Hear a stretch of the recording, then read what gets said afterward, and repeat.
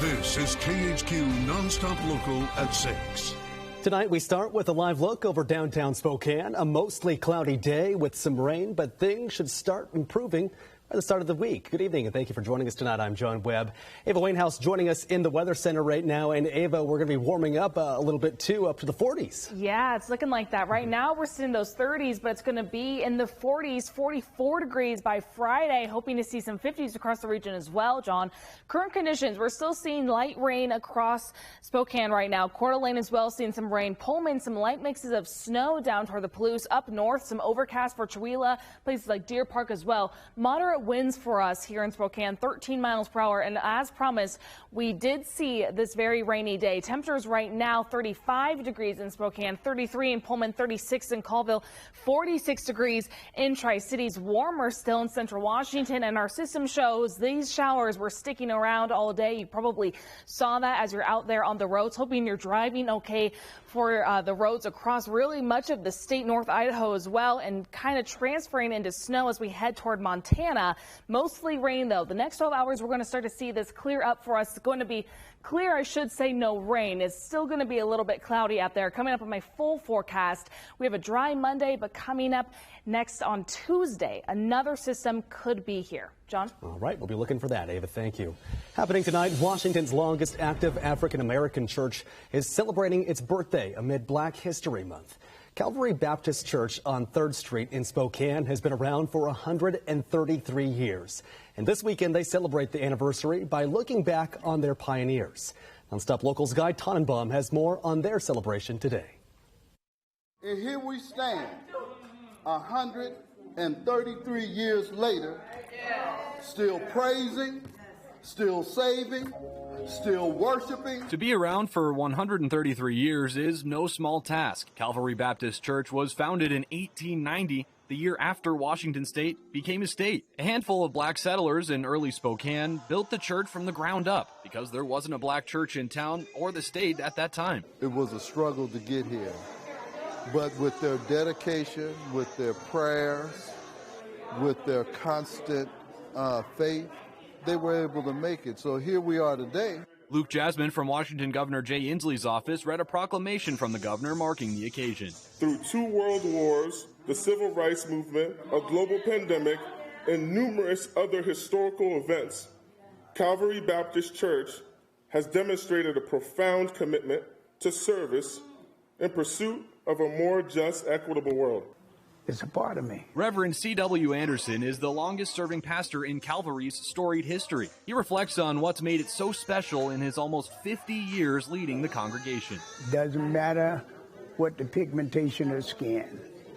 Everyone has always been welcome. A sentiment echoed by longtime Calvary member and Spokane City Councilwoman Betsy Wilkerson and Spokane Police Chief Craig Meidel. It's the people inside this building over 133 years that has kept this standing, that has provided a safe place for the community and the people to worship. Amen?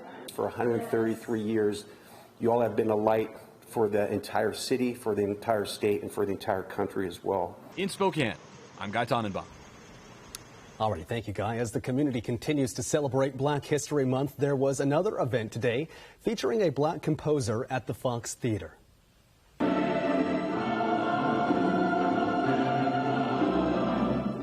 Composer Sidney Guillaume directed a commission piece for the Spokane Symphony in the Fox Theater earlier today.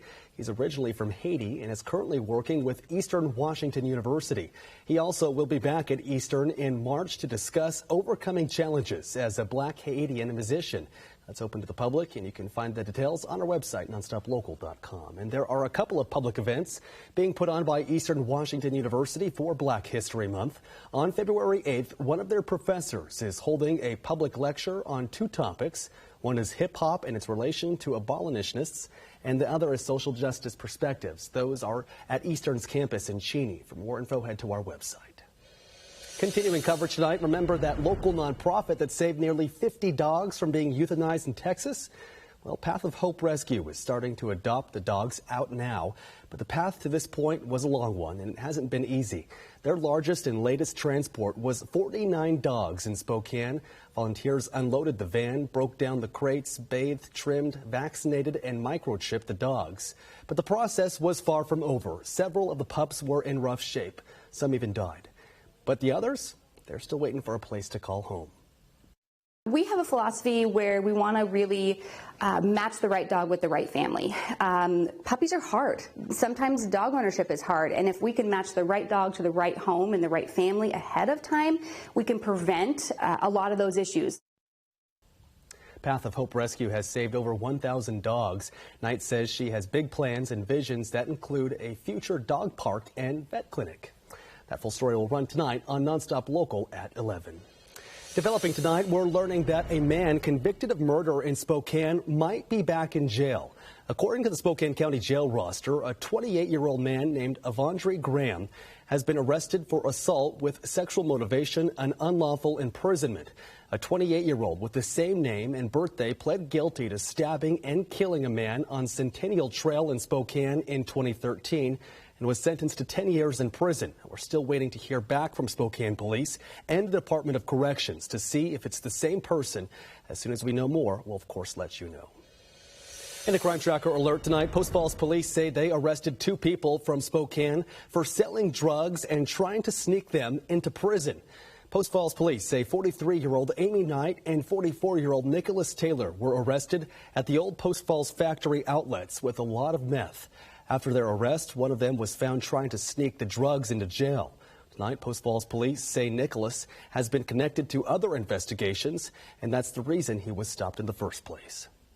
In a Crime Tracker alert tonight, Lewiston police are investigating another woman after a woman was hit in a parking lot. Lewiston police say late last night, 36-year-old Jonathan Evans was trying to leave a party near 9th Avenue and 19th Street in Lewiston. A woman tried to stop him because he had been drinking, but Evans hit her before taking off. The woman was taken to the hospital with serious injuries. Evans was arrested and charged with aggravated DUI. To a developing story tonight, a new bill in the Idaho legislature would limit the number of people able to vote absentee in the state. Joel Ferrari, a Republican representing Coeur d'Alene, introduced the bill, saying that the popularity of absentee voting is detrimental to the election process and could introduce fraud. Now, in the proposal, voting absentee would be limited to people who are deployed in the military, people who can't make it to the polls for health reasons, or people that can't vote in person due to religious or school programs. That opens up the door for fraud.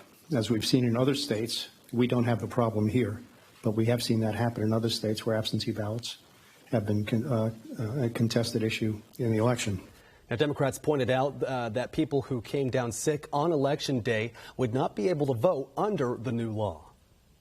I'm just concerned that there are some time limitations for applying for these for the absentee ballot that might preclude someone who is older and not real healthy from exercising their right to vote. Idaho would still allow early voting 2 weeks before Election Day. The bill is expected to get another hearing in the committee before it goes to the full House. Across the Northwest tonight, the Biden administration says it's starting to roll back protections for grizzly bears near Yellowstone and Glacier National Parks. The administration says state officials have provided substantial evidence that the grizzly population has bounced back from near extinction. States are calling for the restrictions to limit the number of grizzlies interacting with humans. The U.S. Fish and Wildlife Service says they will study the bear population for at least a year before making a final decision. Looking ahead, the largest trade show in the Inland Northwest returns to downtown Spokane. More than 200 exhibitors will be showing off combine harvesters, tractors, and other farm equipment. There will also be sessions on farming and dealing with drought-like conditions. It all starts Tuesday and runs through Thursday at the Spokane Convention Center. More than 5,000 people attend every year, with 60% of those being farmers and producers. All right, we're going to take a quick break here on Nonstop Local at 6 o'clock. One girl in Spokane got a big surprise from people on her flight to celebrate her birthday. We'll show you that video coming up. And Ava Wainhouse is back with your full weather forecast. That's next on Nonstop Local at 6.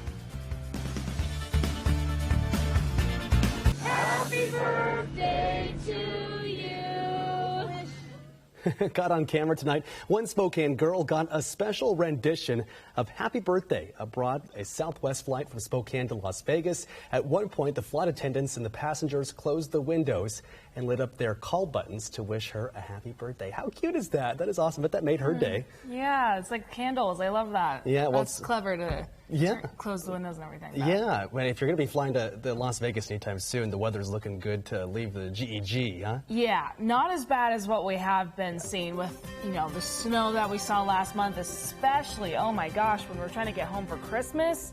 No, nothing like that. We are good to go there. We're just seeing some rain in the region. I'm sure, as you guys have seen out there, tonight the rain is going to be dying down mostly after 7 p.m., making way for a calmer, cloudier and drier Monday, and also some sunshine on the way by Tuesday. But before that, it's going to be rainy on Tuesday. I should say making way for some sunshine by Wednesday and then rain on Tuesday. I know they're going to get mixed up. So Tuesday's the rainy day.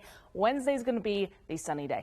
Temperature-wise, we're more around average today for our temperatures. Average is 37. Today we were around 39. Yesterday we were about 10 degrees above average. So we're back on board with that record 53 degrees, negative 15. Luckily, we're not anywhere near that negative 15. It'd be nice to be around 53. Some parts of the region were close to that today. Temperatures right now, though, 35 degrees in Spokane, 36 in Coeur d'Alene, 34 degrees in Colville, 46 still in Tri-Cities, 40 degrees in Yakima, cooler toward Montana. Wind speeds picking up just a little bit in Spokane, 13 miles per hour right now, coming from the west. Satellite and radar shows we did see that rainy Sunday for us, so hoping you guys stayed inside, watch some movies, or grab your umbrella and your rain jacket as you're heading out the door. We're going to start to see these showers move on out as we head into our early Monday morning. We could see some sprinkles of snow flurries toward North Idaho and into Montana by 2 p.m. tomorrow, but mostly going to be that cloudy, dry Monday to kick off our work week as we're headed to school and to work. Tuesday around 5 a.m. though is when we could see this next system coming from the Pacific into our neck of the woods. We can see North Idaho covered in blue. Tuesday morning, that could mean we could see some snow in the region. In the mountain ranges especially, we could see some additional snow, a good potential for that. Rain mostly in Spokane, central Washington and western Washington. We're going to see this grow throughout the day. It's going to be a rainy Tuesday. By 4 p.m. though is when we're really seeing some trouble spots down toward the Palouse. Take a look at this. Some really centered cells of red and dark purple there. That is usually what we see in the summer to indicate the chance for some lightning and thunder possibly. This is probably going to mean some heavier rain by Tuesday early evening, afternoon in the Palouse and down toward Walla Walla as well. Up towards Spokane and Coeur d'Alene, mostly going to be that rain, and then also the mountain snow headed toward Montana as well. And as we take a look at the low temperatures tonight, 31 degrees in Spokane, 33 in Coeur d'Alene, 28 degrees up in Colville and Omak. Tomorrow back to those lower 40s, 50s for Lewiston and 51 in Tri-Cities. Here's that power planner for our Monday. Again, going to be that calmer Monday, drier until we see the rain come back on Tuesday. Breezy conditions on Wednesday, but take a look at that sunshine, John. A lot of sunshine on the way, 44 degrees by Friday. I'm loving that forecast. All right, Ava, thank you. Trending tonight, other than that forecast, the Kansas City Chiefs and Philadelphia Eagles will battle 1 week from today in the Super Bowl. But two elementary schools from Kansas City and Philly are battling it out right now in a read-off. Now, during the Chiefs' 2019 Super Bowl run, first grade teacher Kate Calvert had an idea. She huddled her students together to go head-to-head in a reading challenge against a school in the opposing city. The Chiefs in her classroom came home with a win that year. Now her class is up against a first grade class in Philadelphia to see who can read the most books. And tonight, even the students are behind her. I'm going to read 6 because that's how old I am. Why do you want to read so many books? So we can beat the Eagles. Aside from the playful competition, both say the main focus of the read-off is to get kids interested in reading and, of course, beating the other team. All right, we're going to take a quick break here on Nonstop Local at 6. Sports is next.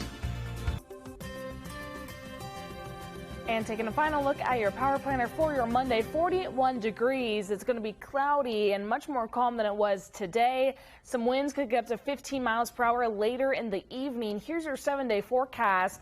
We are not away from the rain for too long. Tuesday is going to bring a stronger system, 43 degrees, but it's going to clear up by Wednesday. Sunshine on the way and breezy conditions going into the weekend, 44 degrees by Friday. All right, and we have one more thing to show you before we leave tonight. Valentine's Day, just a little bit more than a week away.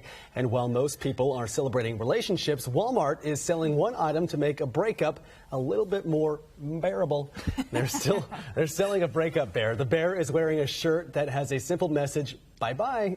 It's holding a broken heart that spells love. The bear will sing and dance to the hit song, NSYNC song, Bye Bye Bye, when you squeeze the button on its foot.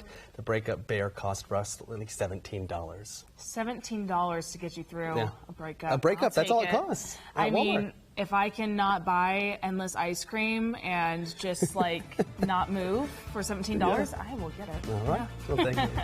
All right, we'll see you back here tomorrow night. Have a great night, everybody. See ya.